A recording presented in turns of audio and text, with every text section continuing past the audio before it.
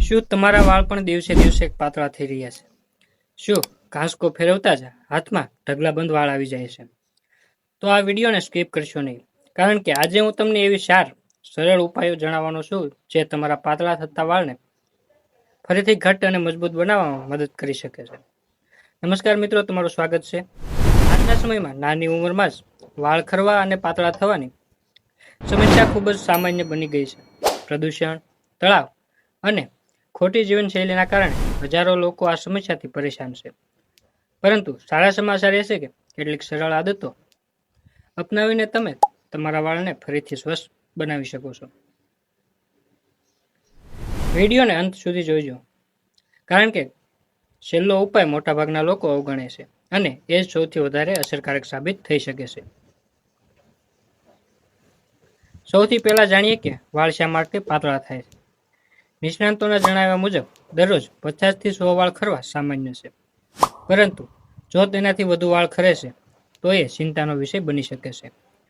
વાળ ખરવાના મુખ્ય કારણોમાં તણાવ, શરીરમાં આયર્નની કમી, વિટામિન B12ની ઉણપ, હોર્મોનલ અસંતુલન અને કેમિકલવાળી હેર પ્રોડક્ટ્સની વધુ પડતો ઉપયોગ સામેલ છે. જો તમે વાળને ફરીથી મજબૂત બનાવવા માંગો છો તો લેવેન્ડર ઓઇલ તમારા માટે મદદરૂપ થઈ શકે છે.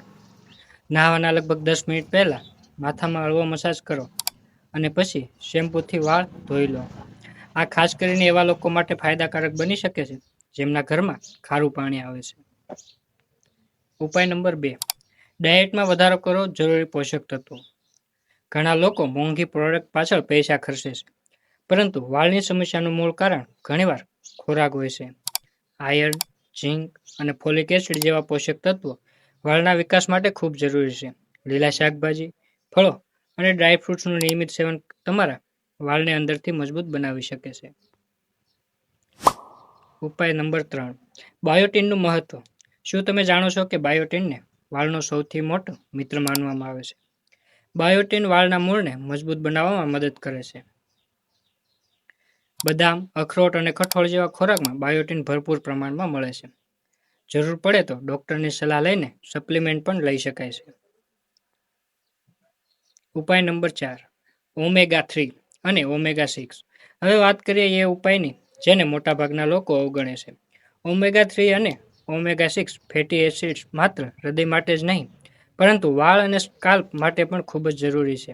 અખરોટ, અળસીના બીજ અને માછલી જેવા ખોરાક આ પોષક તત્વોથી ભરપૂર હોય છે.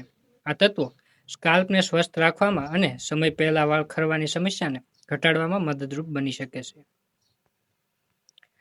મિત્રો, અત્યાર સુધી તમે 4 મહત્વના ઉપાયો જોયા. હવે કોમેન્ટમાં જરૂર લખો કે તમારા વાળ ખરવાનું મુખ્ય કારણ શું હોઈ શકે. સ્ટ્રેસ, ખોરાક કે કોઈ બીજી સમસ્યા. યાદ રાખો, વાળ એક દિવસમાં નથી ખરતા અને એક દિવસમાં પાછા પણ નથી આવતા. નિયમિત કાળજી, યોગ્ય ખોરાક અને સારી જીવનશૈલીથી જ સારા પરિણામ મળી શકે છે.